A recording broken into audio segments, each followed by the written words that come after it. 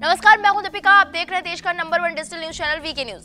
मतदान करना सबका अधिकार है, ये आप सब अच्छे से जानते हैं और समय समय पर इसके लिए लोगों को जागरूक भी किया जाता है। लेकिन अब इसी मामले को लेकर सुप्रीम कोर्ट का बड़ा बयान सामने आया है। सुप्रीम कोर्ट ने क्या कहा वो आपको आगे बताएंगे, लेकिन सुप्रीम कोर्ट ने क्यों इस मामले पर बयान दिया पहले वो जान लीजिए।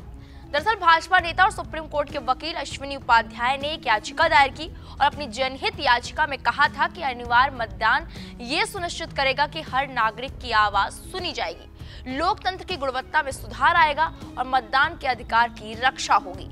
याचिका में यह भी कहा गया था कम मतदान प्रतिशत एक बड़ी समस्या है और अनिवार्य मतदान वोटिंग का प्रतिशत बढ़ाने में मददगार साबित हो सकता है, खासकर वंचित समुदायों के बीच। सुनवाई के दौरान याचिकाकर्ता ने चालकों का उदाहरण दिया। उसने कहा कि कई चालक वोट नहीं दे पाते क्योंकि उन्हें दूसरे शहरों में काम करने जाना होता है। उसके बाद सुप्रीम कोर्ट ने कहा हम सांसद नहीं जो कोई लॉ बना सके। सुप्रीम कोर्ट ने आगे और क्या कुछ कहा वो आप अश्विनी उपाध्याय से ही सुन लीजिए। आज कंपलसरी वोटिंग के मामले में कोर्ट में सुनवाई हुई। मैंने कोर्ट से कहा कि आज की डेट में कंपलसरी वोटिंग संभव है। कंपलसरी वोटिंग इसलिए संभव है कि आज की डेट में आधार को वोटर आईडी से लिंक कर दिया गया है, इसलिए वोटिंग करने के लिए बूथ पे जाना ज़रूरी नहीं है। टेक्नोलॉजी एडवांस हो चुकी है, आधार को वोटर आईडी से लिंक कर दिया गया है, इसलिए दिल्ली में बैठे बैठे बिहार में वोटिंग की जा सकती है, मुंबई में रहते हुए बंगाल में वोटिंग की जा सकती है, इसलिए वोटिंग कंपलसरी करना ज़रूरी है। दूसरा, हमने ये भी कहा कि अब पॉलिटिकल पार्टियों को वोट देने की बाध्यता नहीं है। ईवीएम पे नोटा भी आ गया है, तो अगर किसी को लगता है कि नहीं हमें कोई भी पॉलिटिकल पार्टी नहीं पसंद है तो कम से कम जाके वो नोटा को दबा सकता है। चूँकि सुप्रीम कोर्ट बार बार कह चुका है कि वोटिंग फंडामेंटल राइट है। जब वोटिंग फंडामेंटल राइट है तो ये फिर कंपलसरी होना चाहिए। जो भी फंडामेंटल राइट होते हैं वो सबके लिए कंपलसरी होते हैं। हमने कोर्ट को ये भी बताया कि लगभग 1 करोड़ के आसपास ट्रक ड्राइवर हैं और खलासी हैं जो वोट नहीं दे पाते। पूरे देश भर के जो पुलिस हैं जो चुनाव ड्यूटी में हैं वो ज़्यादातर वोट नहीं दे पाते।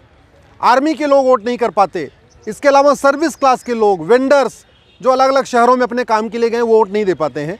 इसलिए वोटर आईडी, ऑनलाइन वोटिंग करना भी ज़रूरी होना चाहिए और वोटिंग कंपलसरी भी होना चाहिए। कोर्ट का ये कहना था कि इसके लिए कानून बनाना पड़ेगा। बिना कानून बनाए न तो ऑनलाइन वोटिंग शुरू हो सकती है और बिना कानून बनाए कंपलसरी वोटिंग भी नहीं हो सकती है। तो दोनों के लिए कानून बनाना पड़ेगा और ये काम कोर्ट नहीं कर सकता, कोर्ट कानून नहीं बना सकता। हमने उनसे कहा कि आप इस पर केंद्र सरकार को, चुनाव आयोग को इस पर एक कम से कम नोटिस इशू कर दीजिए, लेकिन उनका ये कहना था कि आप अपनी याचिका को लेके इलेक्शन कमीशन के पास जाइए, एक बार केंद्र सरकार के पास जाइए।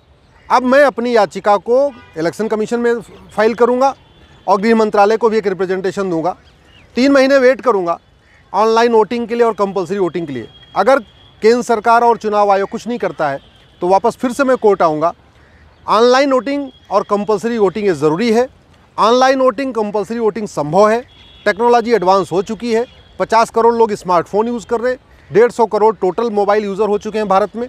ऐसे में मुझे लगता है कि अगर ऑनलाइन वोटिंग शुरू हो जाएगी। सुप्रीम कोर्ट के बयान और अश्विनी उपाध्याय की याचिका पर आपकी क्या राय है, कमेंट बॉक्स में जाकर जरूर बताएं। बाकी बड़ी खबरों के लिए आप देखते रहें वीके न्यूज। नमस्कार। वीके न्यूज, राष्ट्र के नाम।